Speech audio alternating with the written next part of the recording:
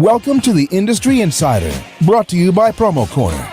Each week, promotional product professionals Meg Erber, Jeff Franklin, and Stephen McFadden, along with special guests, will discuss industry news, trends, and events with a focus on educating the promotional products industry. The Industry Insider, the nerdy news you need to know.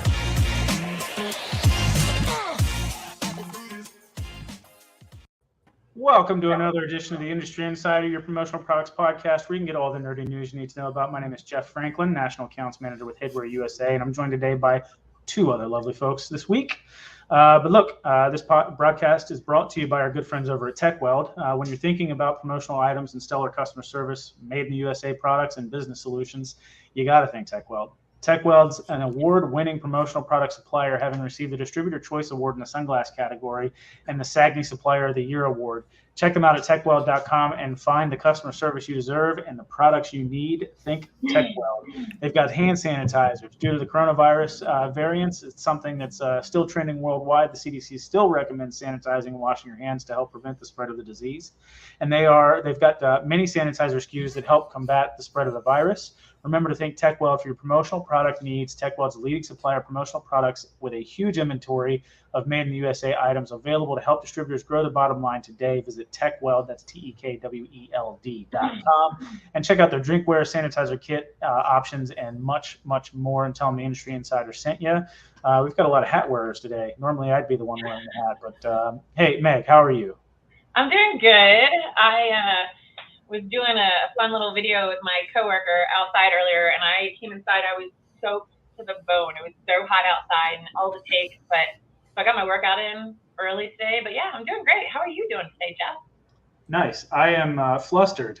A lot going on in very little time. Very, very little time. So we see a kid running behind you. Pay no attention. It might happen. It could very well happen. I don't know. I mean, we are pre-recording this episode, and it is post kindergarten, bit time, so it could happen. It could happen. Stephen McFadden, how are you? I am doing well. I'm about to take off on an airplane tomorrow morning at 8 in the morning, heading to Nicaragua. Where are you going? I'm going to Nicaragua on a mission trip. Are you going to tour Drew Estates? Are you going to smoke some stogies? What are you going to Nicaragua for? Come on. Well, it is funny. I'm in a group chat and they were like, "Is anyone checking baggage?" I'm like, "I'm bringing 4 bags." And they're like, "What are you doing?" I'm like, "I'm just kidding. I'm not bringing 4 bags." I was like, sniffer all over you, Steve. Yeah, that would be a big red flag, I think. So. Yeah. Well, listen, we're going to have a relatively brief, or more brief than usual, podcast today, but it's going to come at you hot and heavy. We've got all the spice today, guys. It's going to be a fun episode. It's why we decided not to go with a guest this week, because we don't want anybody throwing themselves out there for the wolves, except for us. I mean, we're happy to do it for you guys. So, look, this is if you watch what is the name of that show with the hot wings, Hot Ones? That's what it's called. You guys know what I'm talking about, right? The YouTube show that they do with all the celebrities. Meg's nodding like she doesn't know. No, yep. I sure did. Awesome. Never mind. We won't even go with that reference. Forget you guys. All right, cool. So we're going to talk about industry hot buttons. All right. We've got some really cool, I guess, hot buttons or topics that we're going to discuss today. And we're all going to come at it from a devil's advocate point of view, or however you want to frame it. Okay. Do we need to read the disclaimer before? I mean, whichever topics or whichever opinions are I guess, put out there are not necessarily our own opinions. It is just I don't know. No, they are strictly our opinions. They do not represent the. They're not. Maybe they're not. I mean, I may feel one way about a particular product or category that we're going to discuss, but it might not actually be my opinion. Basically, what we're saying is that you may not like what we have to say, and that's too bad. Sorry. That was not what we were saying, but but maybe. I mean, come on. All right, Meg. All right, so first one. Here's a good one. All right, COVID was good for the promotional products industry. Lots of silence here. You want me to start? Yeah, go ahead, Stephen. Why was COVID good for the promotional products industry? I'm going to take maybe it's unpopular. But it's my opinion. And this one is my opinion. I actually think it was good for the promotional products industry. And I think I referenced it maybe on a previous podcast as well. Citing things like technological advances in the promo industry that we were behind on, that this forced us into, whether it be inventory management, things like that. There is another, a few components that I thought of while thinking about this. One of which was, we mentioned at the beginning of this, where you said, hey, my kid might be running around in the back. It's like, that's been every meeting I've had for the past 2.5 years, including with my customers. Like, I've never been in my customers' homes. I have now. Like, I've been in for 2.5 years. I've been invited into their homes. I've met their families, their dogs, their kids. Like, talk about personal connections that we didn't used to have pre-COVID. I mean, we would always meet in public places or on a phone call. Now I see their faces like 10 times more than I did pre-COVID. I've met their families. I've met their kids, their dogs, all that. Not to mention, my customers are way more patient than they were pre-COVID, because all of their orders are delayed as well. So they understand, like, there's all of a sudden this magical light bulb of understanding by all of our customers of, oh, no, we get it. We get it that stuff's out of stock. We get it that it's more expensive. I'm like, when has that ever happened? Like, we were ramping up in 2019 where things had to be faster, cheaper, and better. Yeah. And no questions asked, or we'll find somebody else. When COVID happened, they were like, thank you. Like, okay, we'll wait an extra week, or we're a little more flexible. So I don't know. Those are my bullet points, and I'll let it breathe for a minute. Do you want to go, Jeff, or do you want me to go? Yeah, I mean, look, I can see pros and cons. So I'll play the fence here. So COVID was good for the industry for several reasons. I mean, obviously, it has, for the employers that were out there that were kind of hesitant to allow people to work from home, they have finally found out that people can actually be just as or more productive working from home than not. Now, there's a whole mental health component that goes into that when you're working more from home, that you don't have that separation. So like for me, like a drive home after a long day at work was always kind of therapeutic in a sense. So a lot of people don't have that anymore. It was bad for our industry in a lot of ways, because I think you've got more acquisitions now, which aren't always a good thing. We've tried to shine some light on some people that are out there that are doing it great, acquisitions the right way or in a good way, but it's not always a positive thing. And I think the smaller the industry gets, it's not necessarily better for the industry. And to your point, or in contrast to your statement, Stephen, is that everything is more expensive and takes a lot longer now. Labor shortages, supply chain issues. Like, if you go to China, you're still getting quarantined for 3 weeks before you can do anything. So there's no commercial airliners. Capacity for air freight is like through the floor. Prices skyrocketed on everything. There's definitely pros and cons. Go ahead, Meg. Yeah, I have to agree. I'm on the fence, right? So when you look at overall numbers, the overall volume. Sorry, now I'm over here. The overall volume that we did as an industry went down, and that was including the millions and billions of dollars we did in PPE. So that's, stop it, you guys. I have. Which one do I look at? Stop it. I kind of want to do a two-phase situation here. Go ahead. No, the other side. Okay. There you go. But I think, and then the layoffs. I remember that was very scary. I think we were all very scared those first couple months, not knowing what was going to happen, not knowing if we were going to lose our jobs or if our friends were going to lose our jobs. And that's always the scary part.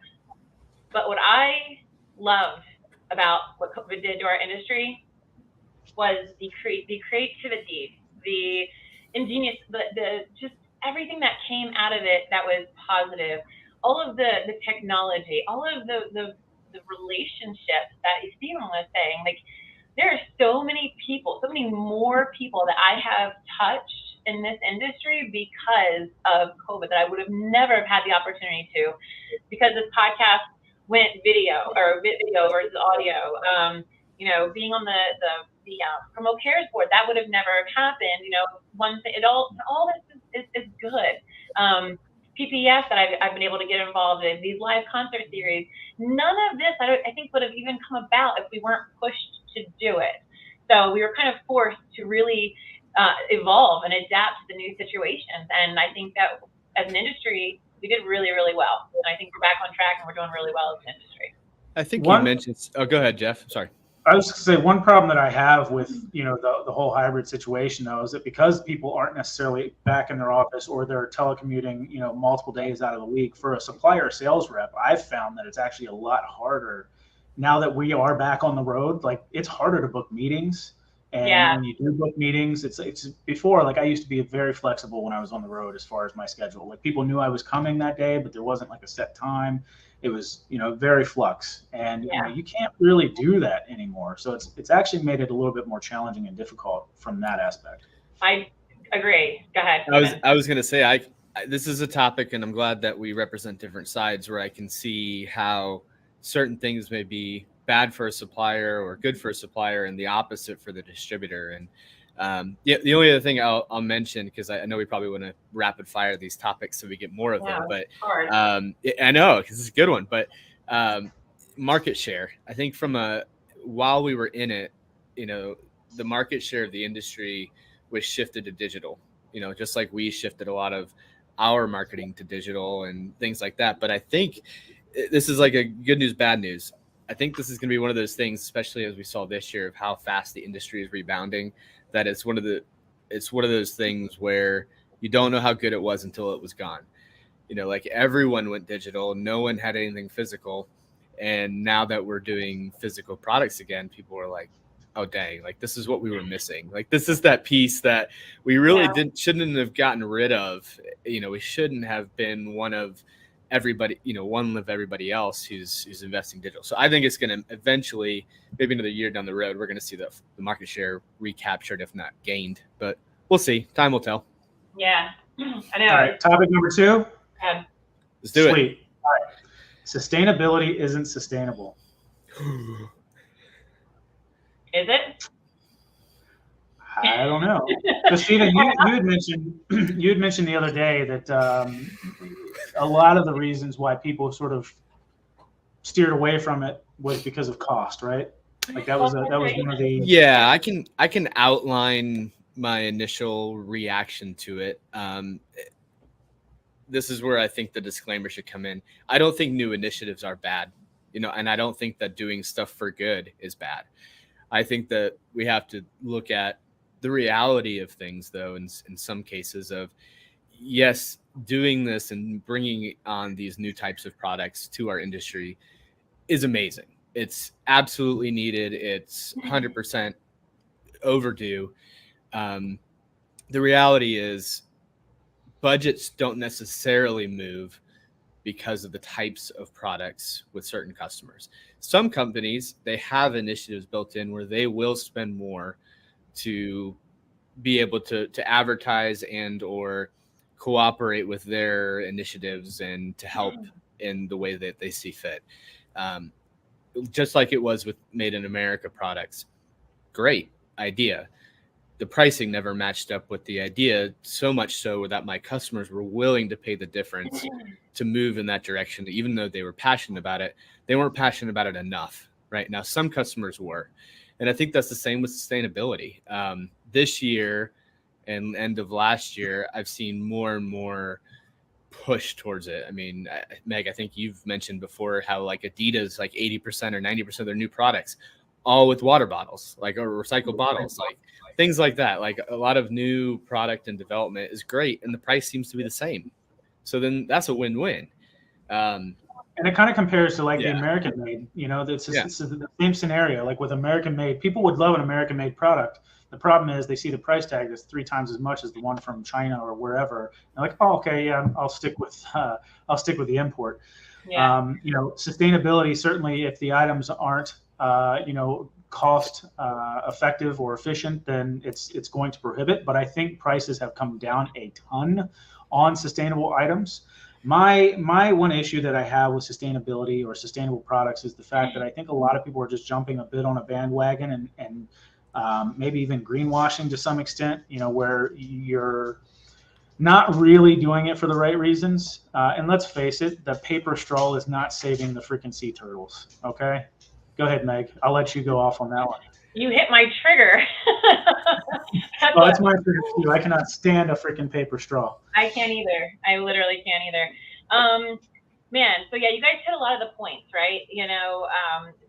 It's a great thought. It's a great, sustainability, like saving the world, great. And then people's self-preservation does come in. But I will say that over the last couple of years, I have seen a dramatic shift in this in our industry, and I think it's incredible. And I think it comes down to, from the consumer, more demanding it all the way up. And I'm going to say that too, because for me, this really started with one of my customers had called me, and he's like, Meg, what's your most eco-friendly t-shirt? And at that time, I'm just like, I don't know, man. Like, I don't know. This one has like 6% recycled material. And I sent it over. He's like, no, Meg, I need you to think a little bit deeper on that level, right? Great, it has recyclable material in it, but how much water was used to dye that fabric? Was it sent from one place to another? Think about the air stuff, whatever. Like, there was a bunch of little moving parts, and I was like, I never really thought about it that way, and it really started to open my eyes. Just because a product it doesn't have to start with the actual materials being eco-friendly, right? It has to come down to the processes. It has to come down to what that company is doing. If they have a CSR plan, there's just so many moving parts. But it really opened my eyes. The fact that next year for our new product preview meetings, the first 15 to 20 minutes for every brand that we spoke to, they were telling us what they were doing from that initiative as far as how they're cutting back on water usage. Bella Canvas, for instance, all of their scraps were being reused and recycled into like pillow stuffing or dog beds or whatever. So they're keeping these products out of the landfill, and they're keeping the water cleaner, which kind of leads me to our next event very quickly for Water for Good that we're doing with Promo Cares. We are highlighting what we as an industry are doing to water quality globally. And we're really going to light that up, and we're going to be utilizing a lot of resources from our industry, and we've partnered with Planet Water. So on World Water Day next year, we're actually going to fly to Mexico City to build water towers. It's really exciting. So it doesn't have to just be about a recycled or eco-friendly product. There's a whole line of stuff. So this could be a whole episode, guys. You know this. You know me. Hot button alert. All right. Yeah. If you're doing free samples as a supplier, are you a sustainable supplier? Well, here's the thing. Or are you donating to the brandfill? If you're just throwing a bunch of shit at the wall to see what sticks, yeah, you are donating to the brandfill. There, I said it. Even your sample closet, how much of it were free samples? They're still in his closet, so we might use them one day. I have one more. I have a little quick story. Okay, Sure. So I was Talking to a customer. We were talking about product options, and I mentioned sustainable products to them. Right, they were the type of customer that would be willing to do this, and it's part of their initiative. I saw it on their website, something that they cared about, so I pitched these products, and the response to me was interesting. They said the cost difference to the price of the products that were sustainable that they were interested in versus the cost of the products that were not sustainable, they were like, we can give more in a donation to a cause of our choice than we could if we bought the product that was already sustainable. And so it's like, where does the responsibility then fall if the company is passionate about something and they're still taking the difference in the cost and putting it towards something? That's great. Like that's perfectly fine. And until the gap, starts to narrow, which I think it has, and I think we've addressed that. I mean, I know Footwear just an entire eco range, and honestly, I see like the pricing there is no gap really. I mean, at least and we could go into like how eco are the products. Like some of them are advertised as eco, but it's like they're not really. It's like you still have it wrapped in plastic and shipped in a box and shipped in another box. It's like.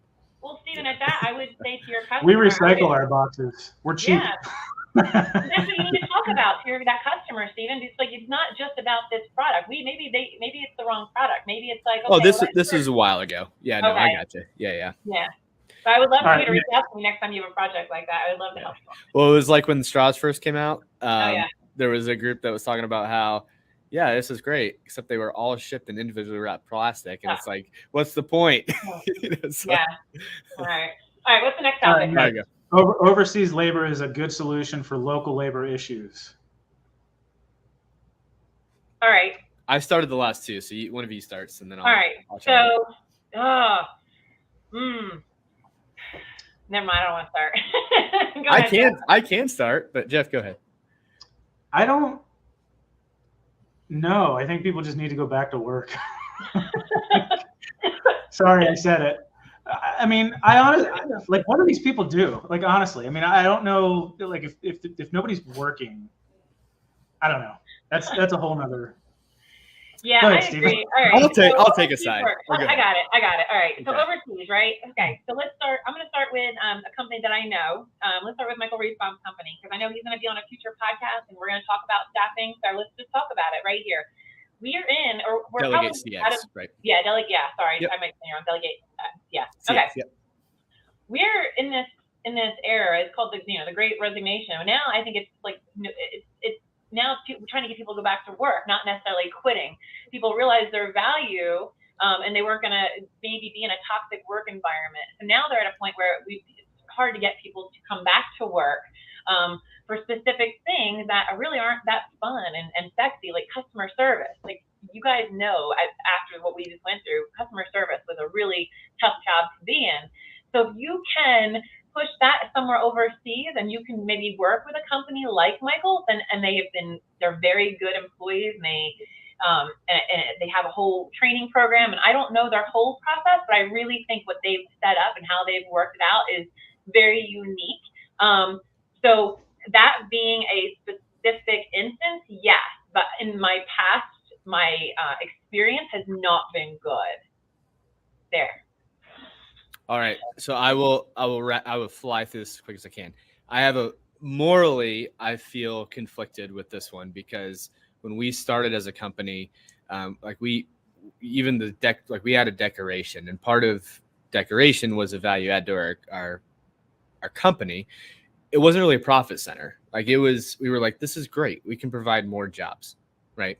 And there were even times, especially during COVID, where like, we'll figure out how to keep everybody and make masks using the machines. Like, well, we want to provide jobs. We want to feel like we're doing our part in our local community to provide places for people to work and make a living and be a part of a company culture that we're proud of. And so I've always, I've kind of come full circle. There was I don't know if it's a documentary or like a vlog that Jason Lucas and his team, I don't know if you remember seeing this, where they went overseas to the factory in China, and we're talking about the global economy and how many families that they're supporting at their factory level, and how, that connected they are with all those people, and, meeting the people. And it's like, we're all people, right? Like, whether I'm supporting someone here, there were still people that needed jobs there, right? And they're supporting them. And it doesn't mean to displace the job locally, because we've talked about this in other episodes, how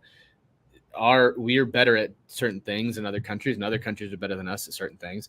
Some things can be replaced and some things can't, whether it be certain types of manufacturing, or if it's something that has to be done here with a machine, versus overseas with a computer. And so I've always felt conflicted, where I would never want to replace a job that we already have with just something because it's less expensive, right? Having said that, we have a Delegate CX employee now, and so it wasn't a new position. It wasn't an existing position. It was a new position.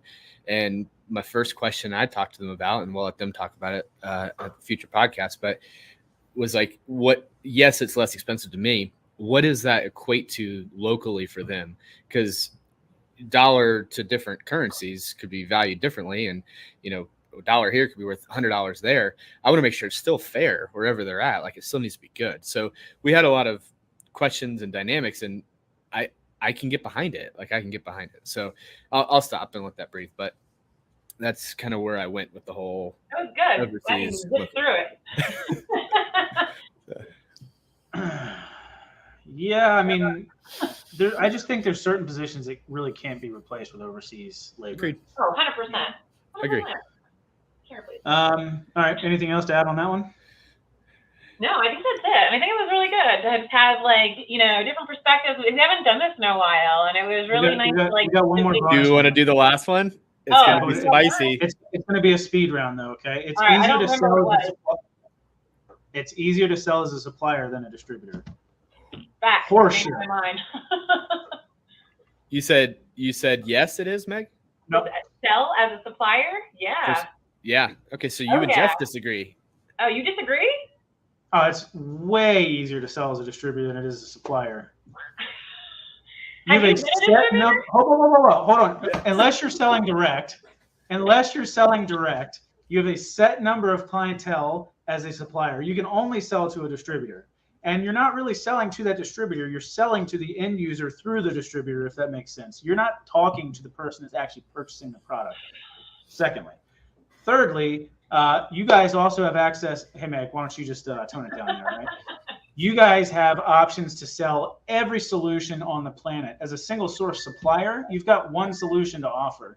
So, yeah, your options are a lot more broad. Like, you could literally go and do anything in the industry.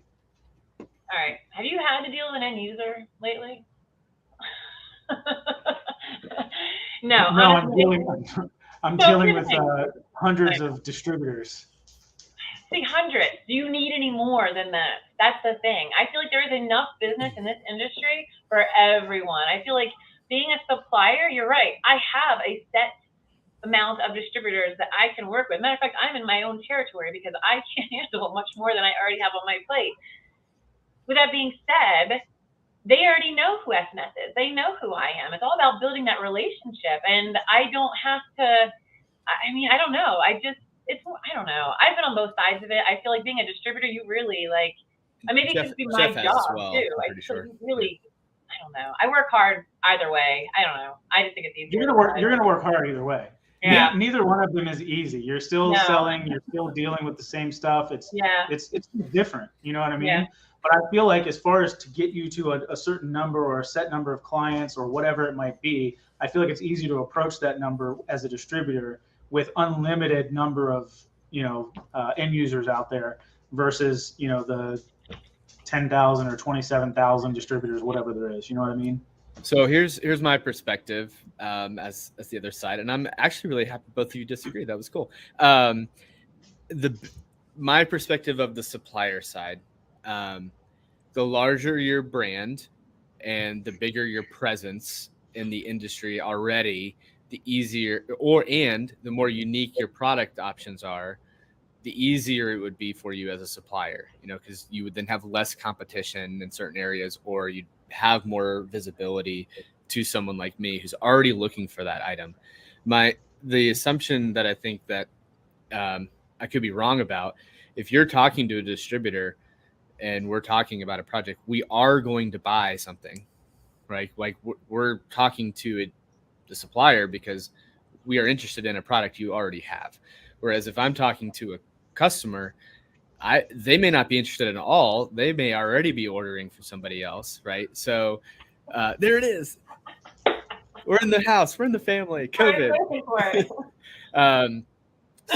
So from my perspective, it's more challenging knowing that I'm talking to people that could never order forever, and I could be going in door to door. I could be calling people, and I have zero idea whether they're going to order or not. Yeah. Whereas if I was on the supplier side, same situation for a supplier.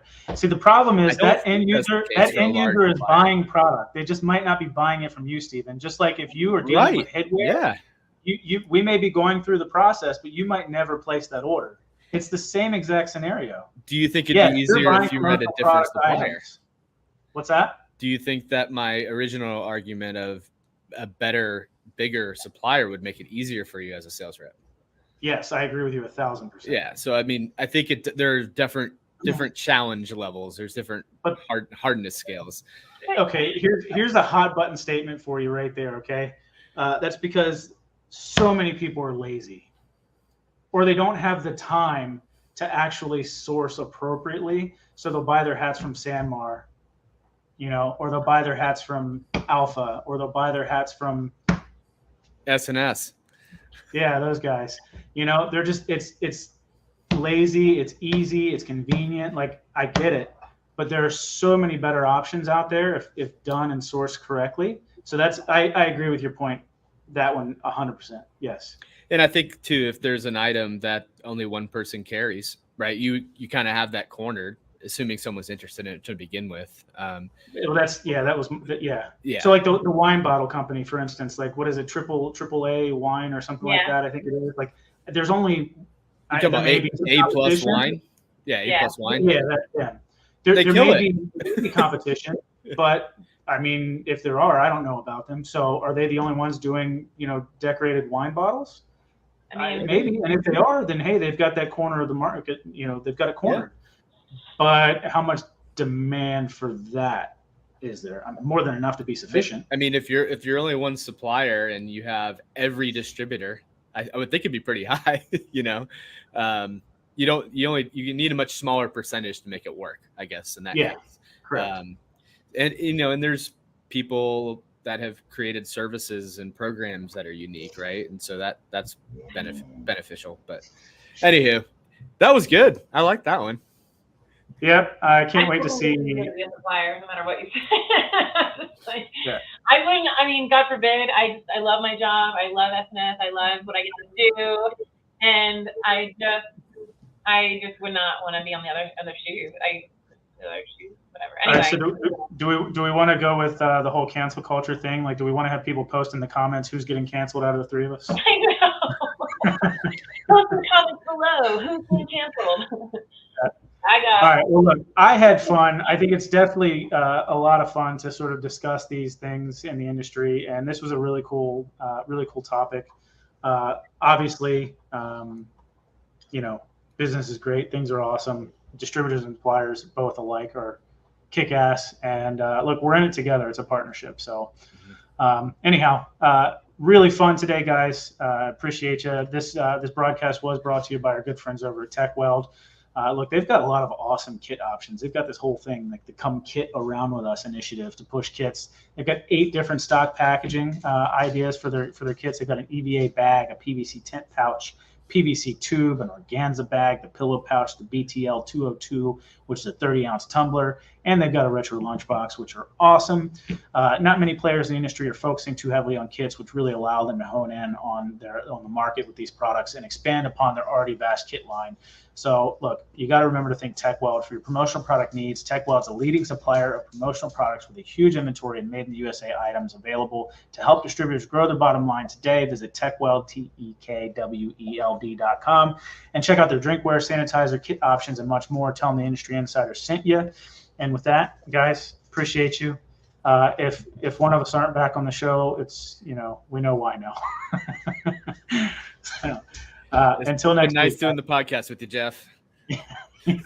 Yeah, I guess it'll be just you two next week. All right, take care, guys. Bye.